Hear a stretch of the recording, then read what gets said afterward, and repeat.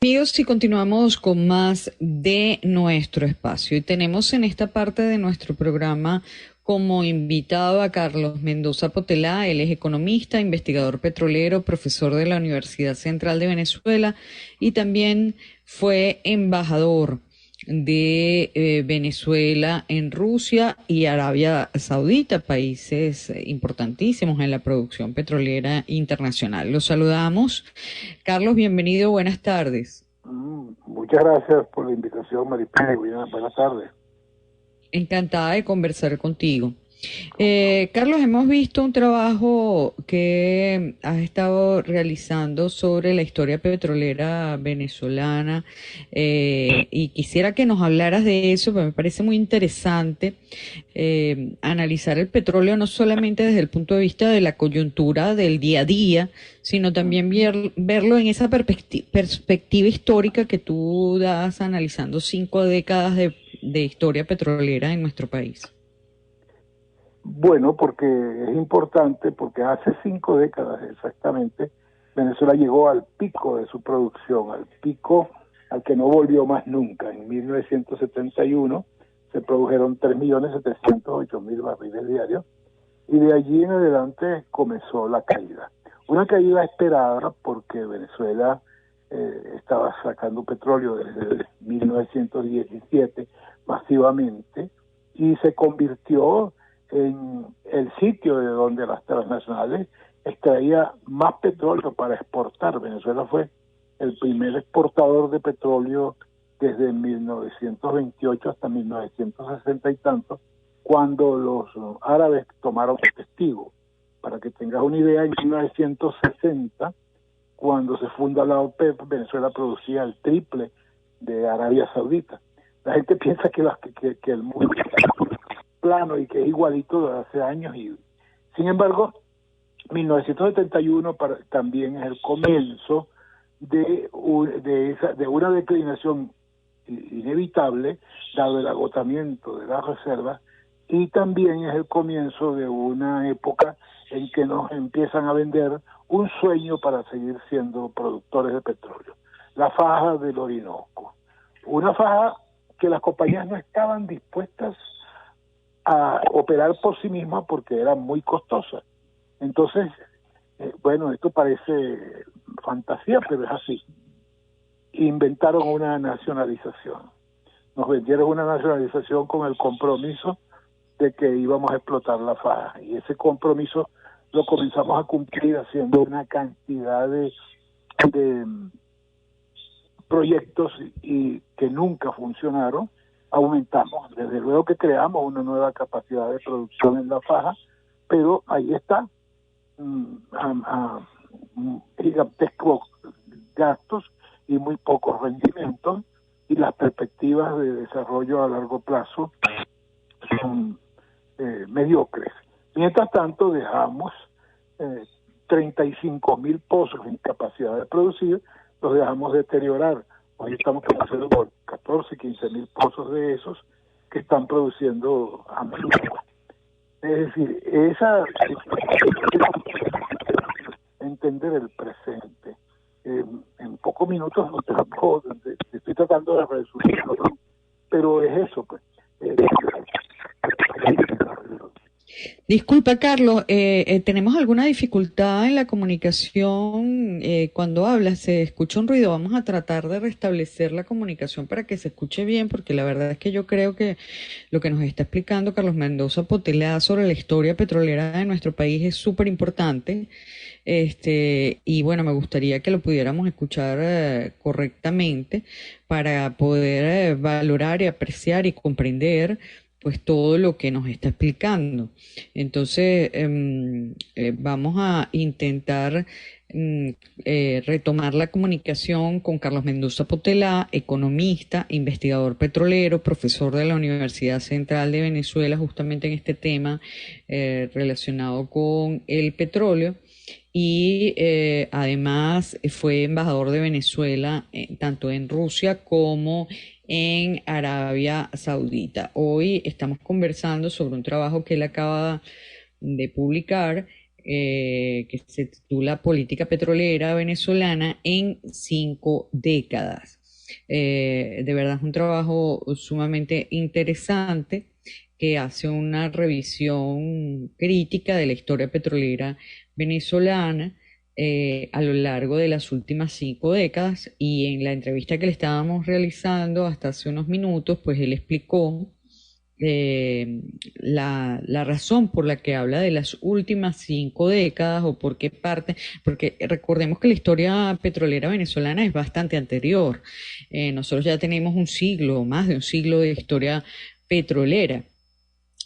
Cuando apareció ese primer pozo, esa primera explosión de petróleo con el Sumaque 1.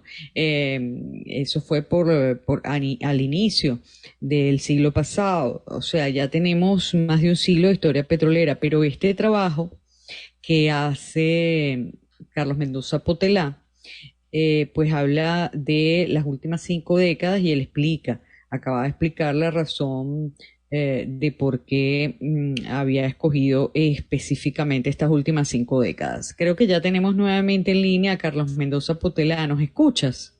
Sí, sí, claro que estoy. Bueno, Bueno, Keri, nos estabas haciendo un recuento. En primer lugar, nos explicaste por qué habías escogido estas últimas 5 décadas y cuándo fue el pico de producción petrolera venezolana. Y nos estabas diciendo además una cosa muy interesante, que estaba previsto que la producción petrolera venezolana se redujera paulatinamente. Ahora bien, viendo en perspectiva estas últimas 5 décadas de producción petrolera, la producción petrolera no es, o sea, el petróleo no es solamente producirlo, es también refinarlo y comercializarlo. Entonces, en ese aspecto me gustaría que nos hablaras también de lo que han sido estas últimas 5 décadas en esas áreas. bueno, es una sola unidad, pues. Nosotros, Claro. precisamente, nuestras refinerías fueron instaladas a partir de 1950, comenzaron a funcionar, y también estaban bastante viejitas en los años 70. También necesitaban reparaciones, necesitaban expansiones, modernizaciones, y todo eso confluyó en que las compañías petroleras, además, una ley que se promulgó en 1971, precisamente por virtud de Álvaro Silva Calderón y Juan Pablo Pérez Alfonso, que fue la ley sobre bienes afectos a la relación, que obligaba a las compañías a mantener en buenas condiciones de funcionamiento hasta que comenzara el vencimiento de las concesiones de todas las instalaciones. Las compañías, en definitiva, no estaban interesadas en una industria declinante, que además tenían que mantener en buenas condiciones y entregarlas como nuevo en 1983, 13 años después de la promulgación de esa ley. Y entonces comenzaron a promulgar ellas mismas su nacionalización. No fue, hay una cosa que aclarar. En 1976 no hubo ninguna nacionalización. El petróleo venezolano jamás dejó de ser nacional. Desde 1829, el presidente de Colombia transfirió los derechos de España, Simón Bolívar, a la República Colombiana, y en 1931 la Venezuela separada de Colombia ratificó ese decreto de Bolívar. Siempre los yacimientos han pertenecido a la nación. Lo que se otorga es una concesión, claro, 40 años, 30 años, lo que tú quieras, pero es una concesión para operar. Lo que se hizo en el 76 fue reservar a la nación la industria y el comercio de los hidrocarburos. Es decir, eso está reservado al Estado. Ahora, lo que se está proponiendo en estos tiempos es justamente revertir la reserva al Estado y permitir que vengan de nuevo y en condiciones muy favorables las compañías petroleras a explotar ellas mismas la industria. Claro, nosotros tenemos que hacer un conjunto de revisiones de lo actuado hasta ahora, de todos los megaproyectos inviables que se tomaron y del estado lamentable en que están nuestros yacimientos convencionales por abandono, nuestras refinerías deterioradas, Mire, nuestras refinerías eran de orden mundial. Cuando se instaló a la mayor refinería del mundo, y lo siguió siendo durante muchos años, hasta hace muy poco, 15 años, 10 años, que una refinería de la India fue mayor que Amoy. Pero esas refinerías están allí, que no tienen ahorita capacidad para procesar la gasolina que necesita el mercado interno nacional, cuando tenía capacidad para producir 300.000 barriles diarios de gasolina, siendo que nuestro mercado interno es muy, muy pequeño con respecto a esa cantidad. Bueno, todas esas circunstancias han transcurrido en estos 50 años, en donde el rumbo se ha desviado en el sentido en que dejando las condiciones en deterioro por vejez, mal mantenimiento de las instalaciones, se empiezan a promocionar metas inviables fundadas en un sueño del Orinoco. La Caja del Orinoco en verdad es la mayor acumulación individual de petróleo que existe sobre la Tierra, pero es un petróleo extra pesado que para procesarlo, para convertirlo en gasolina, queroseno, en los productos que se utilizan, es demasiado costoso. Y desarrollar los mejoradores que se hicieron era también, fue un costo que no ha sido recuperado completamente, y hoy en día, por cierto, de 4 que se instalaron, de los 8 o 9 que había que instalar, están funcionando uno solo y los demás están funcionando como mezcladores. Es decir, hay un conjunto de circunstancias bueno, fíjense ustedes, que se está tratando de llegar al 1.000.000 de barriles diarios, y los anuncios van y vienen todos los días que vamos a llegar a 2, que vamos a llegar a 3, que vamos a llegar a 5, y no hemos podido volver nuevamente desde hace 4 años, no hemos podido volver a 1.000.000 siquiera. Esto indica las circunstancias en que estamos, que además están agravadas, y es verdad absoluta, desde 2015, por las sanciones norteamericanas, sobre todo a partir de 2017, que, bueno, han colocado al país al borde del colapso.